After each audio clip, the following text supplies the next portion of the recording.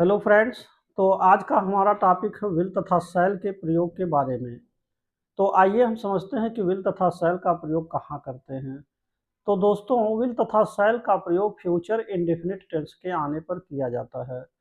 जैसे subject I तथा we के आने पर शैल लगाते हैं, और बाकी जो सब्जेक्ट हैं जैसे आपका ही है, शी हैं, इट हैं, दे हैं अथवा यू हैं या फिर कोई नाउन है, इनके आने पर हम विल का प्रयोग करते हैं।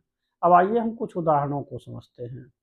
जैसे नंबर एक आपका है कि मैं स्कूल जाऊंगा, तो हम कहेंगे आई शैल गो टू स्कूल।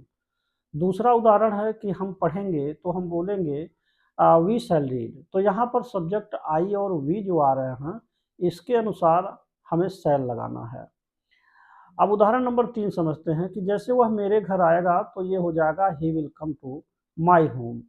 और अगला उदाहरण है कि जैसे बच्चे मैदान में दौड़ेंगे, तो the children will run in the field हो जाएगा। तो यहाँ पर आप देख रहे हैं जो ही आया उसके साथ विल लग रहा है, और जबकि बच्चों के आने पर, चिल्ड्रन के आने पर भी विल लग रहा है। तो सामान्यतः आई तथा वी के साथ ही केवल हम शैल का प्रयोग करते हैं, और बाकी सभी सब्जेक्ट के आने पर विल लगाते हैं।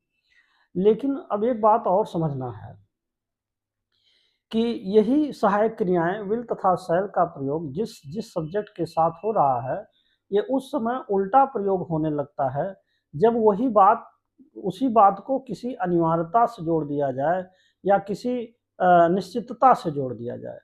दूसरे शब्दों में आप ये कह सकते हैं, जब किसी बात की अनिवार्यता आ जाए, किसी बात पर विशेष जोर दिया जाए, तो ऐसे स्थितियों में सहायक क्रियाएं उल्टा प्रयोग होने लगती हैं। अब आइए इनके भी हम कुछ उदाहरण समझते हैं।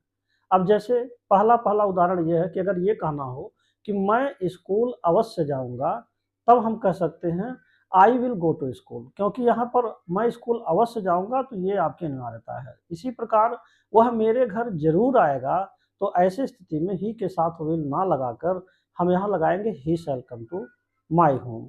तो दोस्तों, ये छोटा सा वीडियो आपको कैसा लगा, कमेंट में आपका इंतजार रहेगा। And thanks for watching this video.